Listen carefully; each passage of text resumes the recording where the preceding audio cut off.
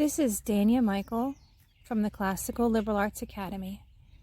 Today is Thursday, February 6, 2025. I wanted to talk about managing toddlers, especially during the school day. We've had a lot of families contacting us recently, and in our parent meetings we've been hosting on Wednesday nights, a concern that keeps coming up is, what do I do with my toddlers during the school day? And this is something that, as a mother of 10, my youngest is now 10, I have a lot of experience with. And I would like to help young mothers who have several toddlers. I had several toddlers at once. We had 5 boys in a little over 5 years. So there were times when I had many toddlers. I've had up to 3 kids in diapers at one time. So I have a lot of experience and sympathy for you mothers who have a lot of toddlers at the same time. And you're trying to manage older children and have them progressing in their lessons, and you want them to be supervised, but you have all these little ones that are distracting you and taking your focus away from the oldest, and you want to take care of the little ones too and make sure they're well cared for. So I have 4 principles that I've come up with. 4 principles for caring for toddlers, managing toddlers, especially during the school day, but just general, these are good 4 principles that I just want to give them to you. I'll talk to you about them briefly, and then I can do some other talks later on to give more, to tease each one of them out. So the first principle for managing toddlers is to keep them safe. The first most important principle for managing toddlers is to keep them safe. The second most important principle is to provide them with school readiness skills. To focus on school readiness skills. So that's number 2. Number 3 is to teach them to be useful. To teach them to be useful and helpful to others. It's number 3. And number 4, teach them to pray. Number 4, teach them to pray. So we have the first principle for managing toddlers, keep them safe. Second principle for managing toddlers, teach them school readiness skills.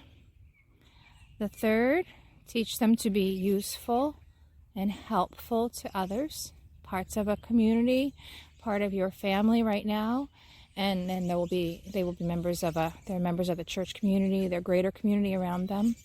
And number 4, teach them to pray. So let's talk a little bit about each one. Number 1, keep them safe. So this is something that you start even while you are pregnant with a baby, preparing your house, preparing the environment that the children will be in. So this is very practical, and so I can give you some suggestions to start. Okay, so there's a few things you think about. You want to make sure that they won't get hurt. Okay, so for the little ones, you're going to keep them in a very, very small environment. For your babies, you're going to just keep them, they're going to be in their crib. They're going to be in their stroller. They're going to be in their bouncy seat, maybe their swing. They're going to be in the car seat. Possibly a playpen, pack and play, something like that. So they're very limited in the places you're going to keep them. As they become more mobile, you're going to give them more room. And as you expand and give them more room, you have to make sure each expansion is safe. So maybe at first in the playpen, they're in their car seat in the playpen.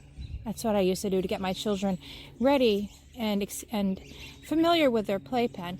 Even when they were little babies, newborns, I would put them in the car seat, in the playpen.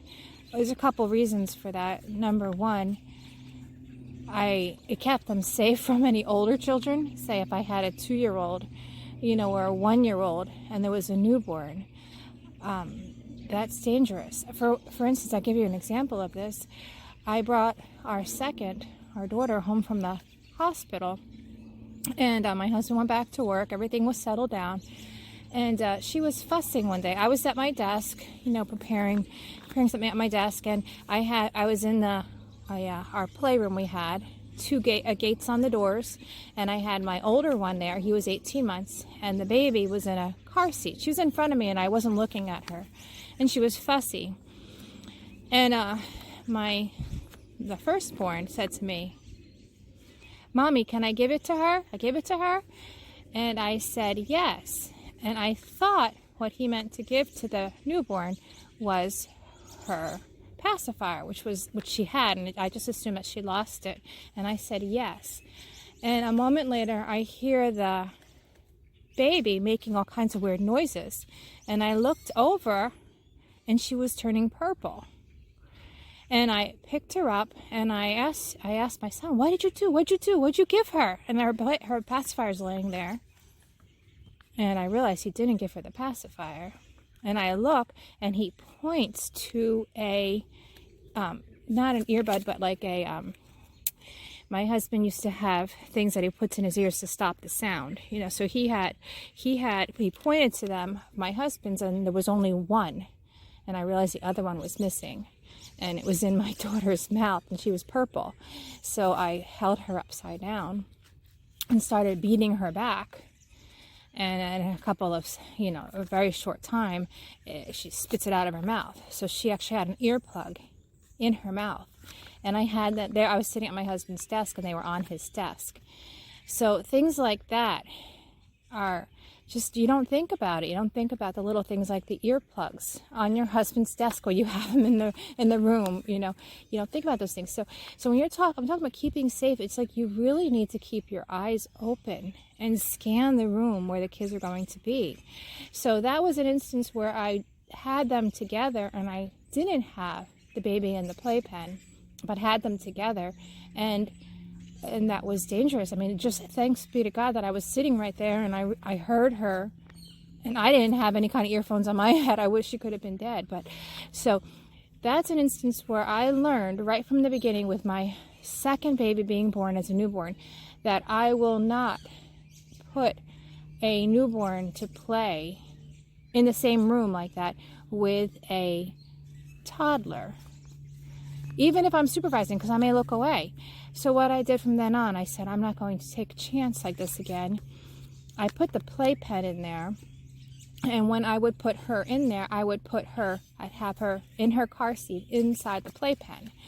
So even if, when I'm sitting there supervising, if I get distracted and I'm doing something, I would have to see the 18-month-old climbing over the wall of the playpen and getting in with the new baby. It wasn't something he couldn't just go right over to her. And, and even if he threw something in there with her, she's not going to put it in her mouth. She wasn't capable of doing that. And so I had to start using, right from the beginning, I had to start designing ways to keep the babies safe. And the second reason I used it is because it got the babies familiar with the playpens. From the time I brought them home from the hospital, they were in the playpen, albeit in the car seat. So they were familiar with it, and once they got big enough to come out of the car seat and be in the playpen, it was just an easy transition. They were already used to it. So as you expand the environment, the playpen is next, and you just have to look around the playpen, make sure there's nothing. I was always crazy about just pulling up the bottom of the playpen, looking under there, make sure there's not a penny or something under there, or little Lego or something. There's so many things that can be overlooked if you're not careful. So you're going to prepare the environment for the baby. Prepare the playpen, make sure the playpen is safe. prepare each thing that the child is going to be in. And for the toddler, what we did is we always had a room that was safe, toddler proof, that the toddler could not get out of. It had very little furniture. Usually the only furniture we would have in the room would be like a little toddler chair. You know, have those like little plastic chairs a toddler can sit in. And they're very stable. It takes a lot for it to fall over, things like that. Very, very safe furniture, and then some kind of things like some small buckets for the toys to be kept in and things like that. And I would usually have some type of shelving, some way that the kids can put the toys together so it's organized. Okay. Another good thing is my husband made me something called a half door. These used to be in the church nurseries when I was younger, and so he just took a door, a regular door, he cut it in half and like put like a ledge on the top, on the bottom half, and each part could swing open individually. So if I wanted to, I could close both the top and the bottom and have the door closed. But if I wanted to have the child safe, I could just leave the bottom part closed and open the top part. And that way I could see in, but they couldn't get out. So I had that. He built me that, which was really helpful. And then we also had gates too. The gates could be on the door, but a lot of times the kids could get out of the gates once if you have a climber, that gate is not going to hold them in. So I had some climbers that the gate wouldn't do anything for them. They just get right over. So that was helpful. And then I know now we didn't have all the cameras, but there are so many camera systems you can use inexpensively. Put one in the room so you can always have your eyes on the children. That was helpful if you're able to put a room like this, have a room on the same floor as you're doing school. And that's the best. But I mean, the second best is having a camera system, with a room somewhere else. Another thing that is really helpful is if the room that you have the toddlers in, can have a window outside that they can see out of. So there's a couple things in our home. Our downstairs windows are very low, so I could have a toddler be able easily to see out the window. And this is really great if you can have during playtime, and the kids actually play in front of the toddler's window, so the toddler can see outside and kind of be involved, banging on the window. We'd have the kids banging on the window, and the kids outside could wave. It's also useful, if the window is overlooking a street where they can see the cars going by, if that's something you have. We had one time with our firstborn, we were actually living on campus housing at Rutgers. And so the room he played with, I actually was able to put his room, was actually overlooking a window, and I was able to move the crib by the window. And so he could actually see the campus buses go by. So his first word, of course, was bus, So he loved looking out the window at the campus buses. That was really helpful. But I do have to say something about that. If you have them by the crib or playpen next to the window, do not have blinds on the window. Kids can get caught in the strings of the blinds. So if you do have blinds on the window, I would recommend that you cut the cord in half so there's no loops, because if there's a loop, the child could actually get his head in there and hang to death. But so I always made sure I had those cut short, and then I would cut them in half so there was no loops. And then I would, sometimes I had like a little nail or a thumbtack up high where I could drape the cords for the blinds up high, way out of the child's reach, at the top of the ceiling, by the ceiling, and have them kind of thumbtacked up there. That's a little bit of a work you have to do, but all of these things just to make sure the child is safe, because you're not going to be able to watch every time, so you have to think of every single possibility, any kind of terrible thing that could happen, and make sure that you prevent those things. So that's the things. Prepare. Number one is keep them safe. Prepare a safe environment. I usually had several different places in the house where the toddler could be. So I'd have like a toddler-proof room somewhere, like I described. And so you want to make sure the outlet receptacles are covered. You want to make sure there's no doors that they can open and close and catch their fingers in. You want to make sure there's nothing small on the floor that they could pull up and get in their mouths. Check around for small things. I know this sounds weird, but you seriously get on the floor on your hands and knees and crawl around at their height and pretend you're them. Like, look around. What would they possibly look for? I mean, anything that's like colorful, they're going to want to get in their mouths. So that's what I would do. I would get on the floor on my hands and knees and just look around. You know, what could they possibly get? And try to really think about that.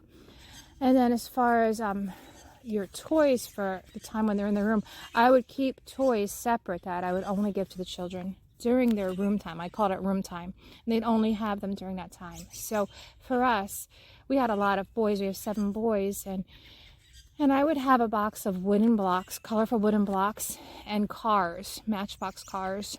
And we just had this, it was called Blocks and Cars. They couldn't wait for Blocks and Cars to come out. I was in a church nursery one time, and it was fantastic what they had.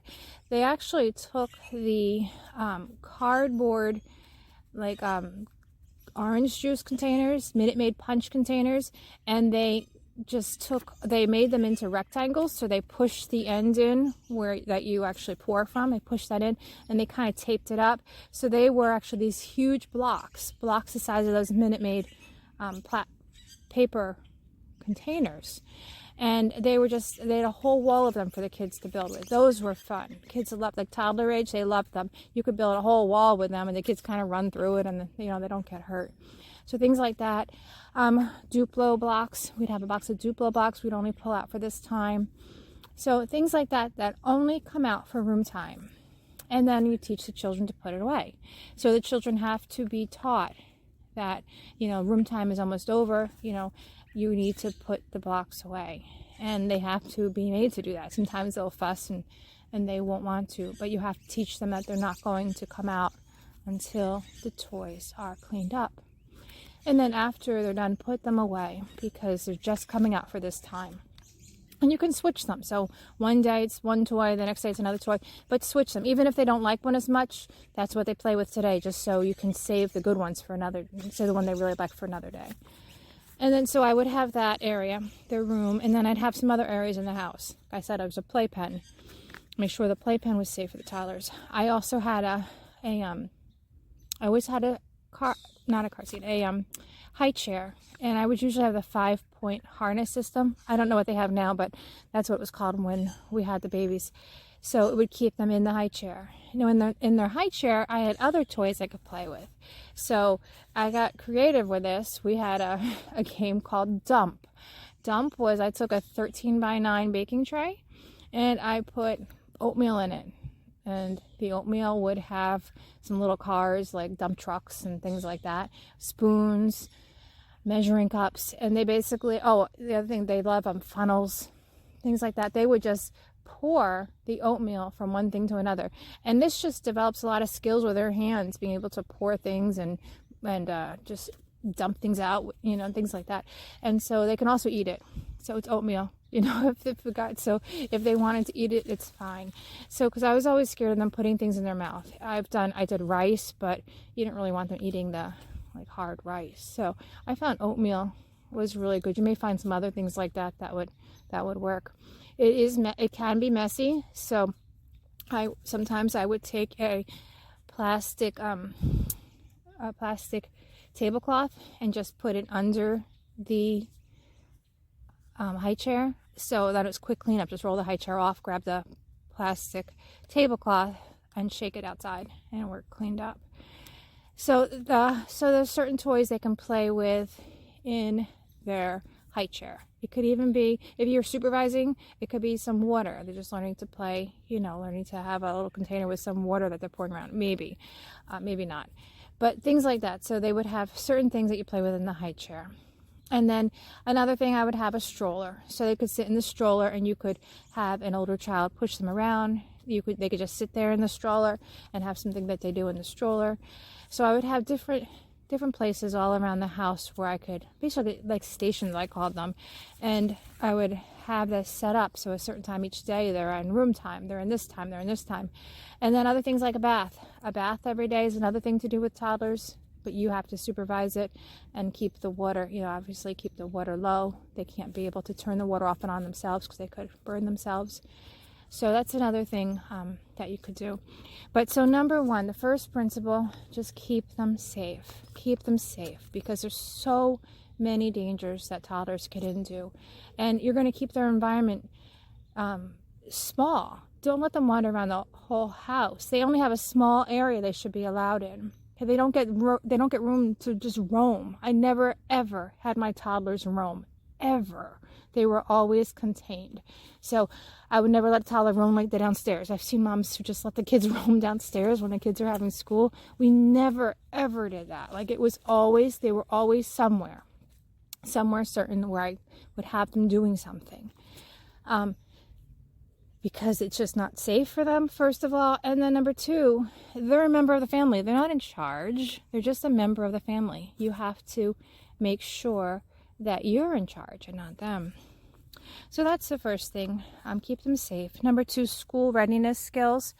So use this time to teach the children principles and skills that will help them to be ready for school when it's their turn. Now, the most important thing that comes to mind is the ability to focus and pay attention for an extended period of time. So this is really good. This is one of the reasons why room time is good. Room time doesn't last for a minute and a half. Room time lasts for like 45 minutes more. I mean, if they're doing something, you just don't leave them in there forever. No, have a set time to begin, a set time to end. But you can start with 5 minutes and extend it 10 minutes, 15 minutes, 20 minutes, up to 45 minutes. And they just work on something in their room, building something. They can build. Our kids got amazing at building with blocks. But so they have to have a certain time where they can focus and pay attention on a certain thing. So this is the same thing even in their playpen. You can have toys that require them to manipulate things. There's those little boxes that they have with different shapes the shapes on the outside, and you put the shape pieces inside, but they have to go into the right hole or they won't fit in. Things like that, where they have to focus and pay attention. You want to teach them to persevere at those things. Like sometimes some of my kids would get so frustrated. They always try to get one shape into the wrong size hole, and they couldn't get it in, and they'd get frustrated. And you have to teach them to be patient, keep looking, where is it? So you want to teach them to be ready, pay attention, let them work on something for an extended period of time. You also want to teach them coordination skills. So for us, I would do clay. You could do Play-Doh if you want, but my husband was never into Play-Doh. It always seems to make a mess, and they put all the colors together, and it's just a waste of money. So I would make homemade clay for them sometimes, and they would just play with the clay. You can make it out of water, salt, and flour. And so we would make clay for them. I would let them just make shapes and things out of that. Another thing that's helpful is allowing them to have time to color if you can. My husband never liked the crayons in the house because somehow they always got on the wall. So that was something we usually saved for Grandma's house. Grandma could keep them there, and they would sit at the table and they would color at Grandma's house usually. Usually we did not have that in our home. But pencils, you can, on our CLA program, we have the Petty School courses. You can print out those Petty School writing exercises and those Petty School arithmetic exercises. Now they're really big, which makes it nice for little fingers to write, so you can have them do that. There's also on the arithmetic exercises little shapes to color. They can practice coloring in with a pencil and shading. You also want to teach them their letters. So that can be, one thing we always had was those magnet letters that go on the refrigerator. That was another station we had. I'd let the kids sit at the refrigerator, stand at the refrigerator, and play with those magnet letters. And I could teach them some words. I could show them how to spell mom and dad, and their own name. So that's another thing. Teach them the names of the letters. Those little magnets are great. There's also like flashcards you could use. There's also puzzles. Oh, another thing I would have them do, I'd also have them sitting at the table. A lot of times I'd have them sit at the table with those wood puzzles.